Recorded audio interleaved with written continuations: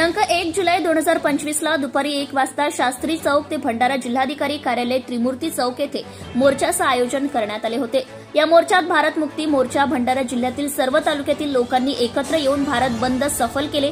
यात प्रामुख्याने राष्ट्रीय पिछड़ा वर्ग ओबीसी मोर्चा, राष्ट्रीय परिवर्तन मोर्चा, बहुजन क्रांती मोर्चा, राष्ट्रीय मुस्लिम मोर्चा, बुद्धिस्ट इंटरनॅशनल नेटवर्क, राष्ट्रीय किसान मोर्चा, छत्रपती क्रांती सेना, राष्ट्रीय आदिवासी एकता परिषद, भारतीय विद्यार्थी युवा बेरोजगार मोर्चा, स्टॅम्प पेपरवर चुनावी जाहीरनामा घोषित करणारी जगातील एकमेव पार्टी बहुजन मुक्ती पार्टी अशा शेकडो राष्ट्रीय संघटनेचे लोक सहभागी होते।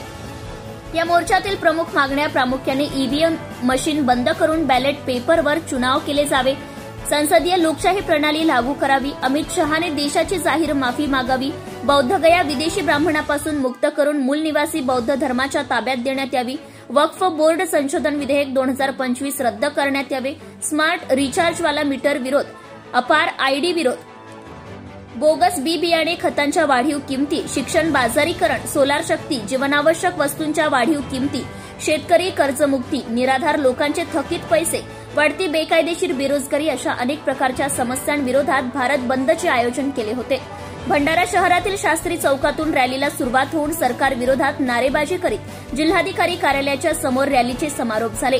आमच्या मागण्या वेळीच पूर्ण झाल्या नाही तर आणखी प्रत्येक महिन्याला भारत बंदचे आयोजन केले जाईल याची शासन प्रशासन लोकप्रतिनिधी व संबंधित विभागाने नोंद घ्यावी।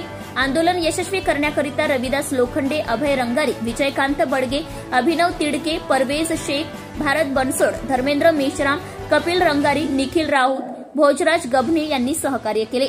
जनता टाइम्स जटा टीव्ही चॅनलसाठी Sanjeev Bhambore, Bhandara.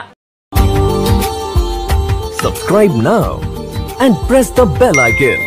Never miss an update.